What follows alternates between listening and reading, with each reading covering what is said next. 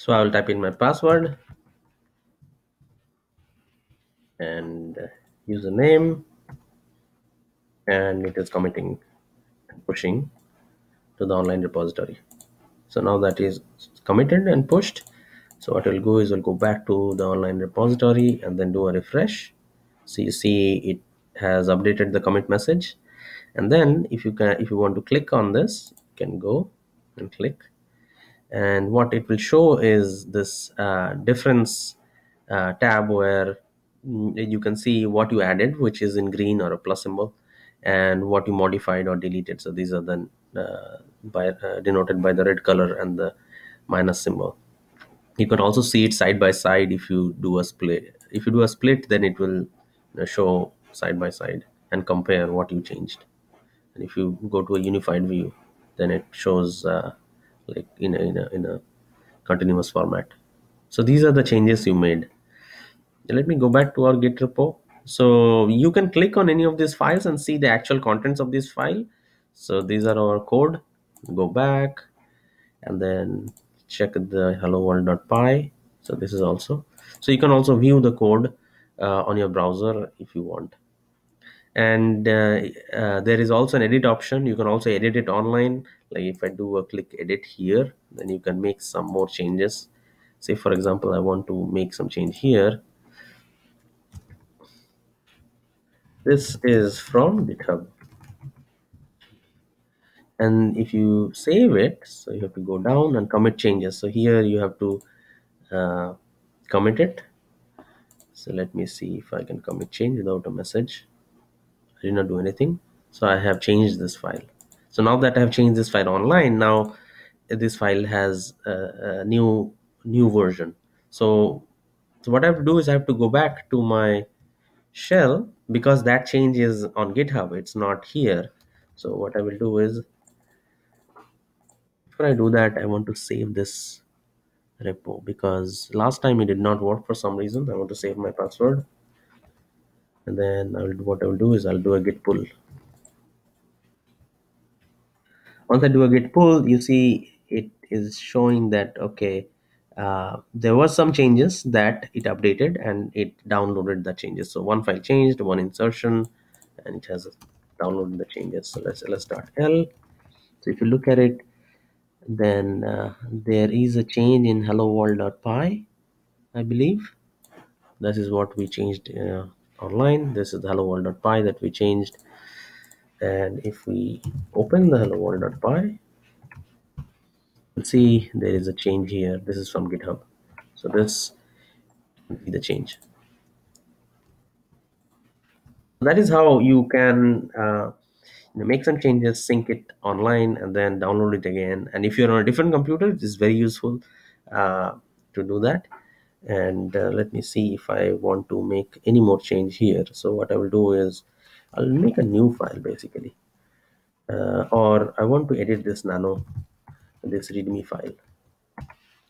This is project 101 first tutorial, or I would say this is exercise on Git and GitHub, and I'll add my name. I'll save it, and I'll do the whole thing again.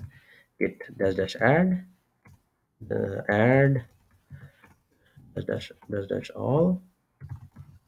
I'll say git commit dash all. Oh, sorry for the typo. It will give a message. Let me modified. I'll just put in some message, and then I'll do a git push. It has pushed. So this time you see it did not ask me for a username or password. So that means it worked. Now I have made the changes. Let me go online and refresh this page, and you see the readme is modified. And if you click, it will show you the differences. So I added this first tutorial. I subtracted this one, and I modified and made this one. Then I added two more lines. So it will show in detail what we changed. And then there's an option called browse files. If you go to browse files, you will go back to where you were. And one more thing that I want to show you is, because I changed this hello world.py twice, so there is an option here where you can see the changes and go back to a change or a version, previous version. Uh, so let me do that.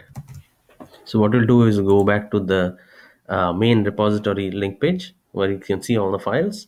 And then here you can see there are 5 commits because we have saved changes 5 times. And when I click on that, it will show a list view of all the commits that I have made. So as you remember, in the beginning, we didn't have anything.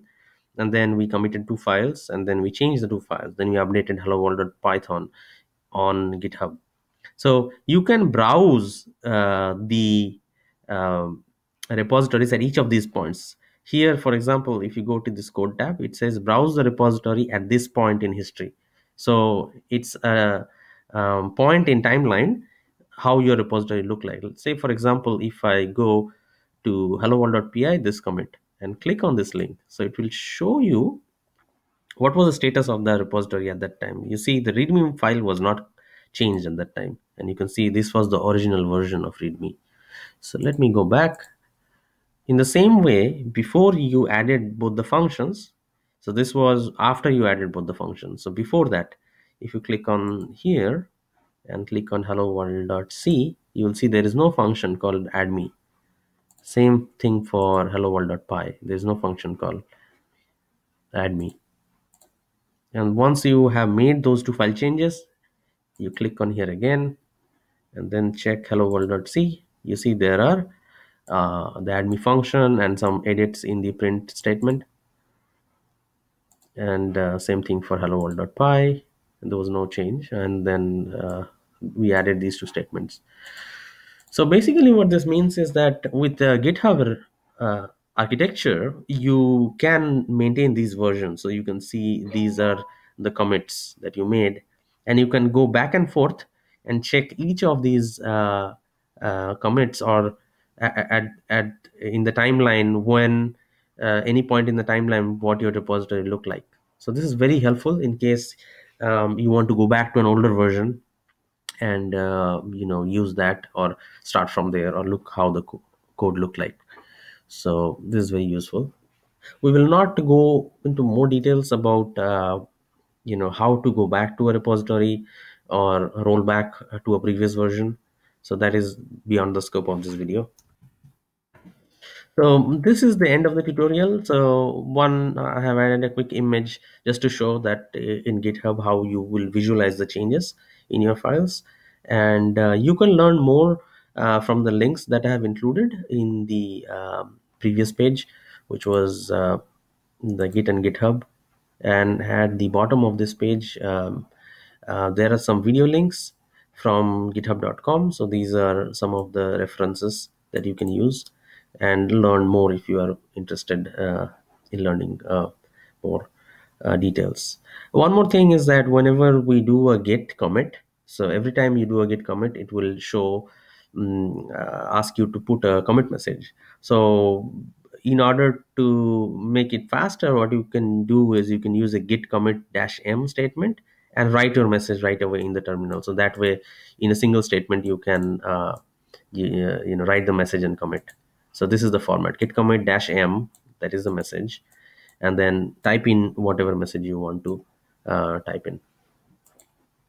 So that was the end of the tutorial. Thank you very much for watching.